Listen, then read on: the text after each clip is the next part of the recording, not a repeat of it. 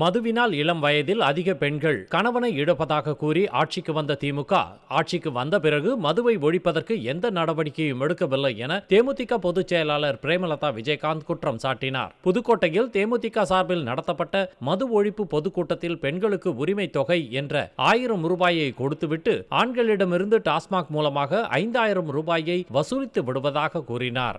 1000 ரூபாயை கொடுத்து டாஸ்மாக் மூலம், விலைவாசி உயர்வு மூலம், லஞ்ச ஊழல் மூலம் மாசத்துக்கு 5000 ரூபாய் உங்க ஒவ்வொருவர்கிட்ட இருந்து இந்த அரசு எடுத்துக்கொண்டு இருக்கிறது.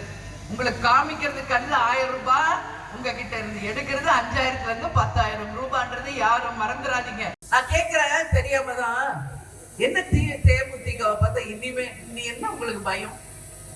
என்ன பயம் உங்களுக்கு? எதுக்காக கரண்ட் ஆஃப் பண்றீங்க? இங்க காவல்துறை அதிகாரிகளை எவ்வளவு பேரை நிறுத்தி வச்சிருக்காங்கன்னு பாருங்க. எதற்கு?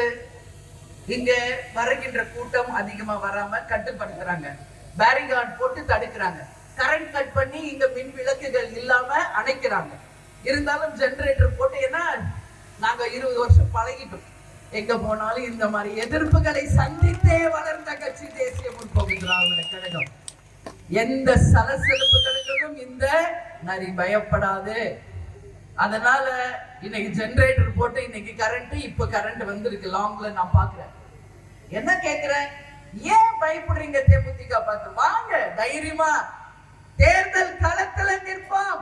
மக்கள் முடிவு செய்யட்டும் எந்த கட்சி நேர்மையான கட்சி, எந்த கட்சி உண்மையான கட்சி என்று. அதனால இன்னைக்கு காவல்துறை அதிகாரிகளை ஏன் தேமுதிகவை தடுக்கிறீங்க? காவல்துறை நீங்க காக்கி சட்டை போடுவதற்கு அடையாளமாக வாழ்ந்தவர் கேப்டன் அவர்கள். அந்த காவல்துறைக்கு ஒரு கம்பீரத்தையும் அடையாளத்தையும் உருவாக்கி கொடுத்தவர் நமது கேப்டன் அவர்கள். எத்தனை காவல் அதிகாரிகள், எத்தனை ராணுவ அதிகாரிகள், எத்தனை ராணுவத்தில் இருக்கிறவங்க என்கிட்ட பேசுறாங்க. கேப்டனை பார்த்த பிறகுதான் இந்த தொழிலுக்கே நாங்க வந்தோம். இந்த காக்கி சட்டையை போடுவதற்கு முன்பு கேப்டனை நாங்க பார்த்துட்டு தான் இந்த ட்ரெஸ்ஸை போடுறோம்.